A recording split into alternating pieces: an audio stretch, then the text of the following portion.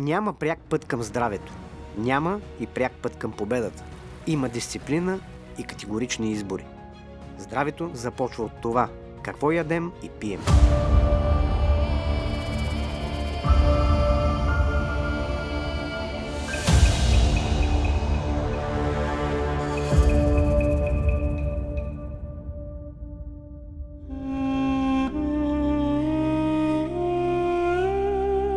Benjamin Netanyahu started this war. So he provoked actually this crisis, this war. I'm especially referring not to state of Israel, but Benjamin Netanyahu because it's his war. He is trying to hold on power. He is trying to save his political stand, his political career.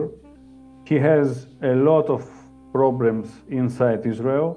The government is on the brink of dismissal. We have in June, we're supposed to have new elections. He has a few criminal suits in the court against him. And there are few very significant issues which he must give answer to. One of the issues is Qatar Gate, because it became clear that some of his consultants were actually recruited by Qatar. Qatar is the main sponsor of Hamas. Before the war, during the war, and after the war. Nobody knows exactly if Benjamin Netanyahu has anything to do with the connection with Qatar, because Qatar was supplying Hamas with weapons, with cash money, with all kind of other deliveries.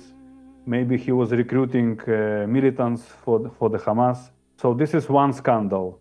Second scandal, Benjamin Netanyahu have to give some answers because he is responsible for the 7th of October attack in 2023. And besides these two main issues, he has also 3 files in the court regarding corruption. Okay, so as you can see, a lot of things is on him. He might not survive the coming elections. However, the right is on his side, the extreme right, which is the neo-Zionists. They are in coalition with Benjamin Netanyahu. The ultra-Orthodox religious parties also with him in coalition. And the one more crisis is because they are not willing to serve in the IDF, in Israeli Defense Forces. And Israeli Defense Forces is desperately needs for resupply of personnel. So we have this kind of very, very acute crisis going on right now. So basically many people call it Netanyahu war. And he made this provocation and he put Donald Trump in a situation where Donald Trump had no choice. He had to get involved in this war, and everything was actually planned from the beginning, in my opinion.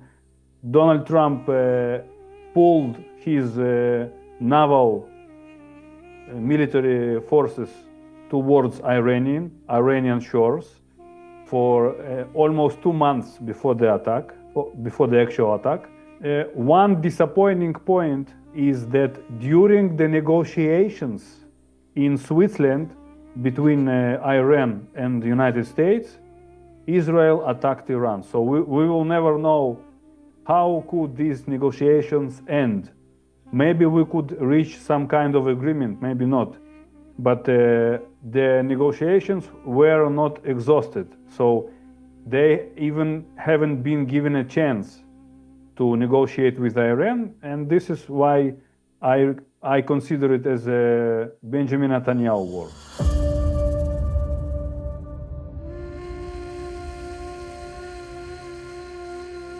There is a danger. Two events happened few hours before we went online with you.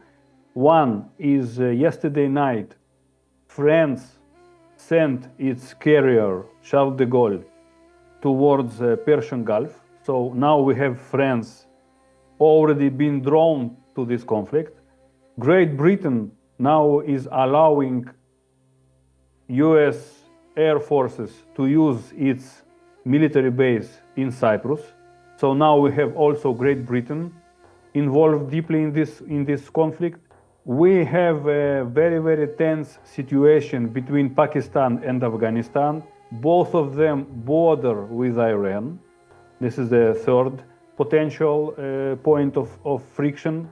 We have also China, which is beginning to suffer greatly because of this war, because Hormuz is being blocked and China is receiving most of its gas and oil from Iran through this pass.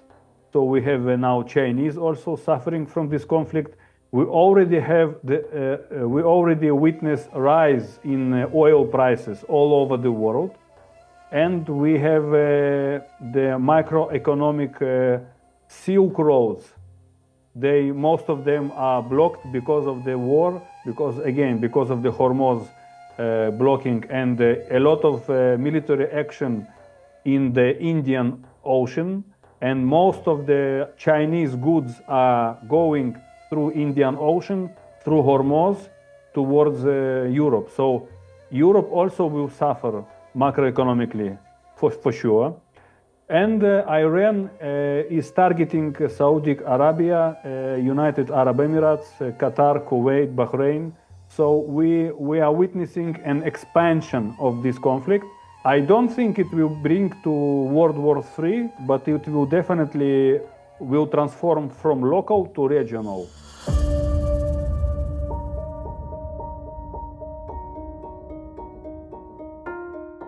Before 1978, before Iranian Islamic Revolution, Iran was the closest ally of Israel in the Middle East.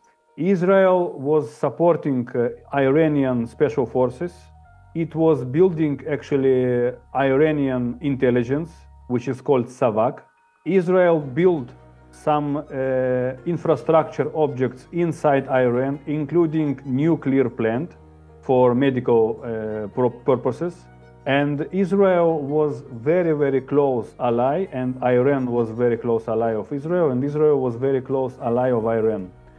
However, in 1978, this Iranian Islamic Revolution happened, and the new regime, which is basically very religious, sometimes very radically religious regime, they expelled all the Western powers from Iran, including France, Great Britain, United States, and Israel, and began we call it export of Iranian Islamic Revolution towards all its neighbors in the Middle East and in Persian Gulf. The second problem, you ask what is the problem between Israel and Iran? The second problem is that Iran is sponsoring a couple of few terrorist organizations which are fighting Israel. One of them is Hezbollah in Lebanon. Second is Hamas in Gaza Strip. A third one is Yemeni Houthis. The third problem is that Iran is trying to achieve a nuclear weapon. We don't know, I hope we will never know, is Iran is aiming to use this nuclear weapon against Israel or against the Sunni states of the Persian Gulf, like United Arab Emirates and Saudi Arabia, because they are also enemies of Iran. So it's Sunnis against Shia. But there is another enemy of Iran. They don't call us the state of Israel, they call us a Zionist regime. So basically, the Iranians don't have problems with Jews, they have problems with Zionists. Let me just remind you that there always was a huge Jewish community, and there still is a huge Jewish community inside Iran. There are synagogues, there are some deputies, Jewish deputies inside the Iranian parliament. There are some officers inside the military, the chief of staff of Iranian military forces.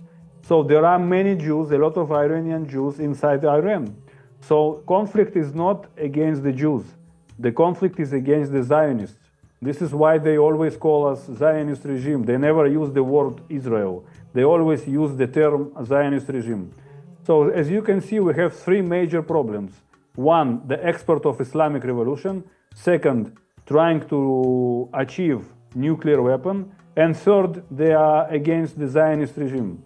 So this is three focal points of the conflict between Israel and Iran.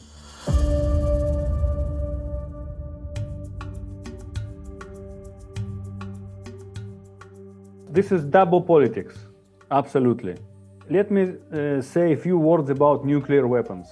Nuclear weapons, this is an offensive weapon. It's never been and never can be a defensive weapon. Every state which has a nuclear weapon, it's for to use it in case of offense or the nuclear deterrence. Now, the theory of nuclear deterrence actually is very effective because since we first, the world first actually achieved nuclear capability, it was almost 100 years ago in the 30s of the previous century.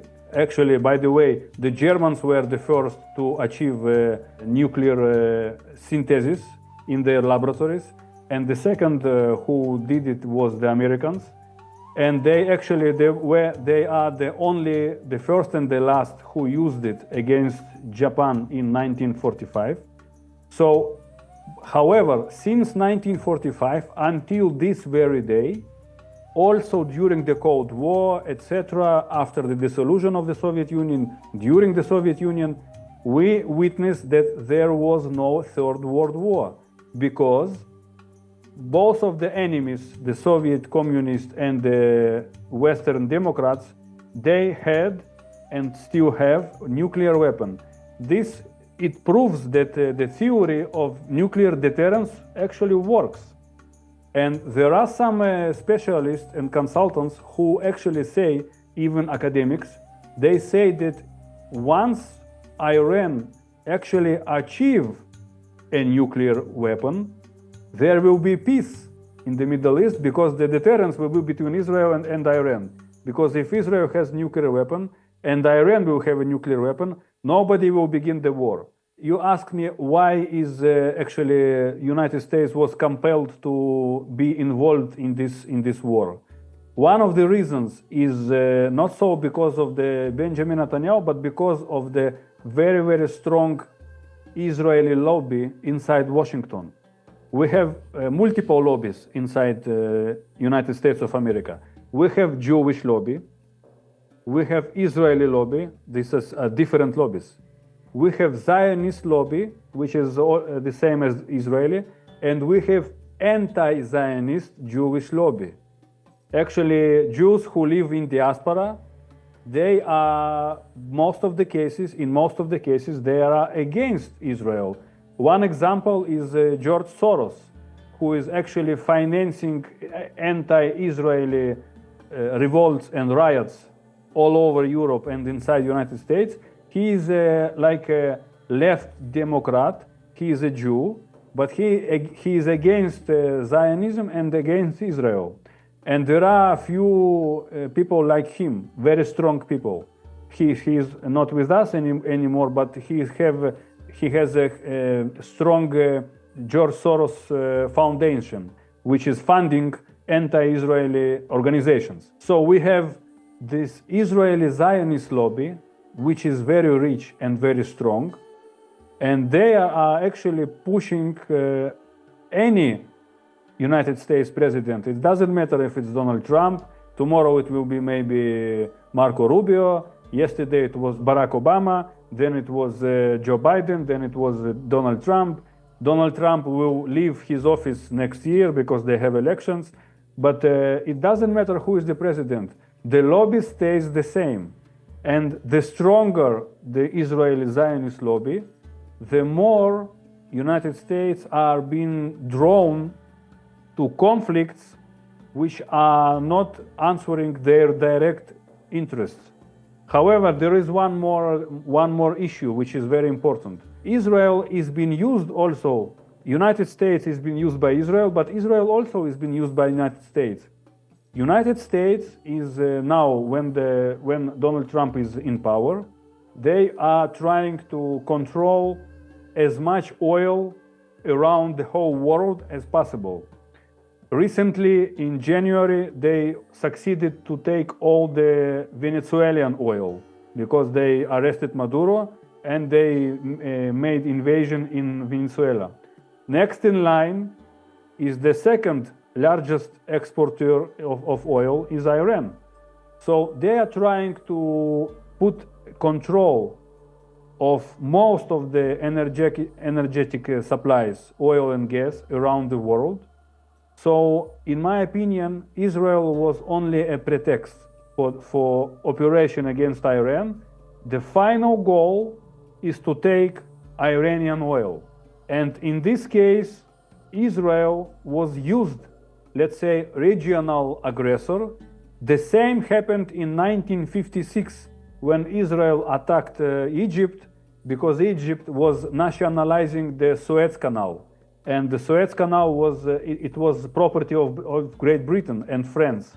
So they used Israel to first to attack Egypt, and they came to help Israel, and three of them attacked Egypt. The same happened today. Israel was first. It was a preemptive strike to protect Israel from Iran, but immediately the next morning, United States came to assist Israel. But the main goal is actually to take out the Iranian regime and to take control on Iranian oil.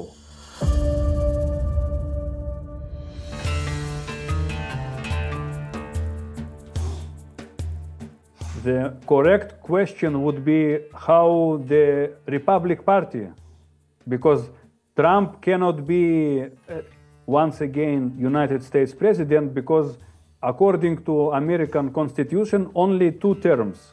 So next year he will not be a president, not because he will lose the elections, but because he cannot be on a 3rd term. However, the question is whether the Republicans will come to power or the Democrats will come to power. Now this is a big fight. Now your question is absolutely correct.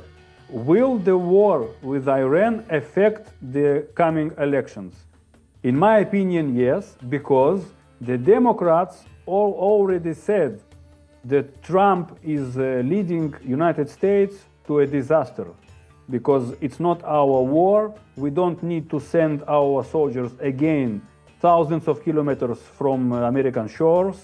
We have no major interest except Israel in the Middle East and Persian Gulf. So if Donald Trump will win this war, and he will achieve a striking victory, the Republicans will win. But if United States will suffer major casualties, they will lose.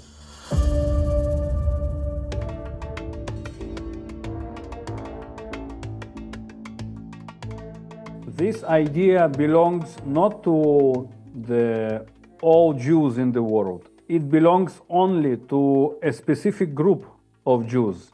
This is religious Zionists, which are extremely religious. They are extreme right party, and their end game is to recover the great Israel. And you're absolutely right. They stand behind Benjamin Netanyahu.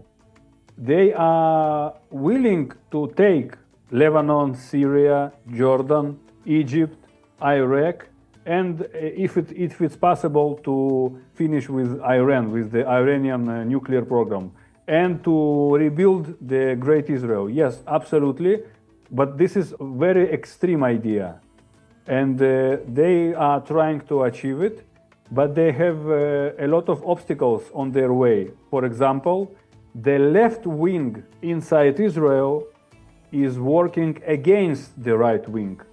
The left wing doesn't want any great Israel. They actually support recognition of Palestinian state, and they want to finish the Arab-Israeli conflict almost at any price. So, and they are becoming very strong now in Israel for the last few years. This is the main obstacle to recover the great Israel. But, and here again, we are going back to Benjamin Netanyahu.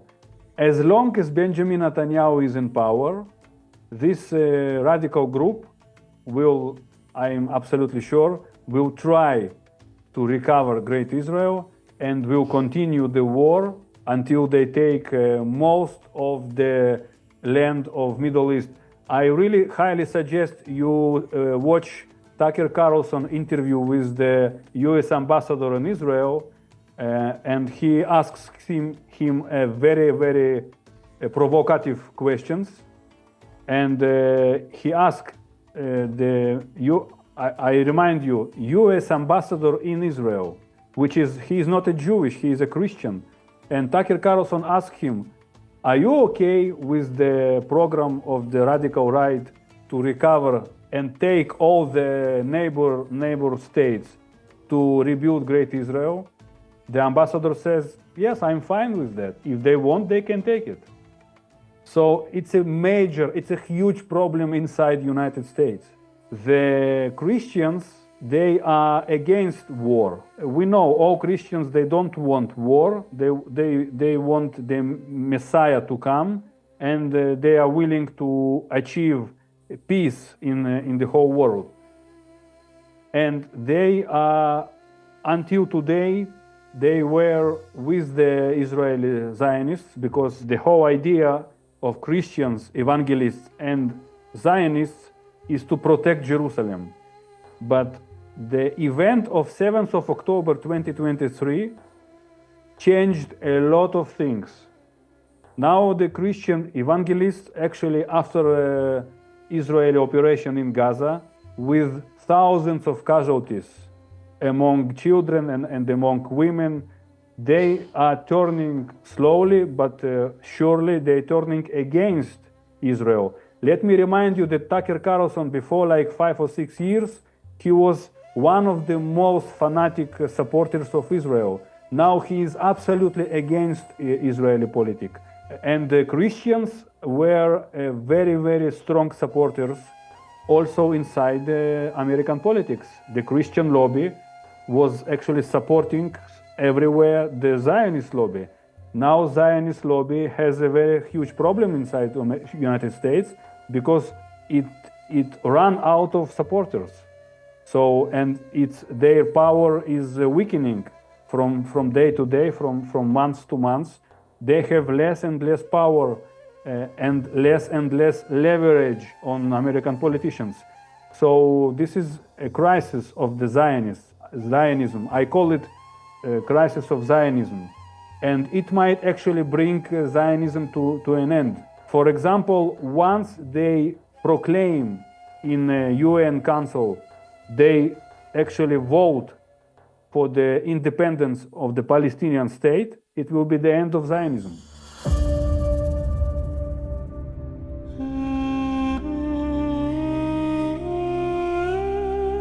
First of all, you are a NATO member. So you are already, not directly, but indirectly, you are already in this conflict. You became part of this conflict the day the wheels of the American plane touched your ground. You're already inside this conflict, okay? But you are now not participating directly, but you are a military base of United States Army, okay? Let's put it this way.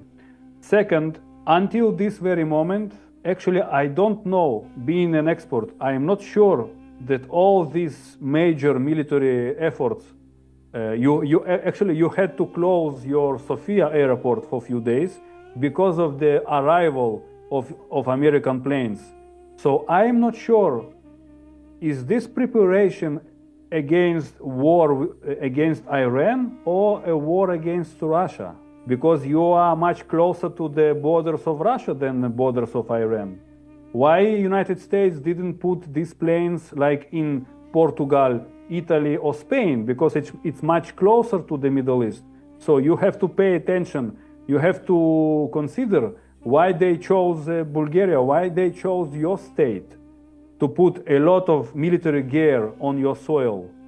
Maybe it's aimed against future conflict about which we actually don't know anything against Russia. So let's put it this way. Let's go back to Iran. If the Western Iranian war will continue and NATO will begin to take a major part in this war, and it already does, because as I said, France now became a side of this war. It sends its naval forces to assist United States. Great Britain is already a part of this war. If this war will prolong and if there will be a land operation, so they put boots on the ground on Iranian soil, I can assure you that United States will take some of your soldiers and send it to the Middle East, as they did in Afghanistan. So you actually might become a part of this war, yes.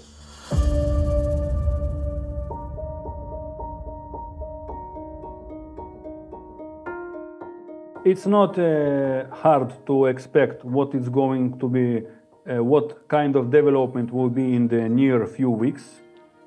One reason is because United States actually, they are leading this war from high seas.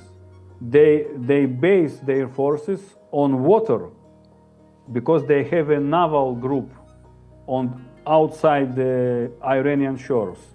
It means that they cannot stay for long on the water. They have to supply and resupply themselves. They have to take water, food, gas, oil for their planes. They have to resupply ammunition. They are running out of these supplies. So sooner or later, I expect in a few weeks to 1 month maximum from now on, they will either have to go to negotiations with Iran or they will have to leave the area for resupply. The third scenario, which is the worst in my case, is to begin a land operation, because some of the ships which actually assist Lincoln carrier, they have ground troops on their ships. These ground troops are planned to land on the Iranian soil. Once they begin to run out of supplies on the sea, they will either leave the region or they will begin a land operation. Now, land operation is absolutely different kind of war with a lot of casualties, a lot of logistics, a lot of efforts, and a lot of resources. It's much more expensive to lead a ground war than a war in ocean, on the water. The military regiments on water, they have a very limited time of action.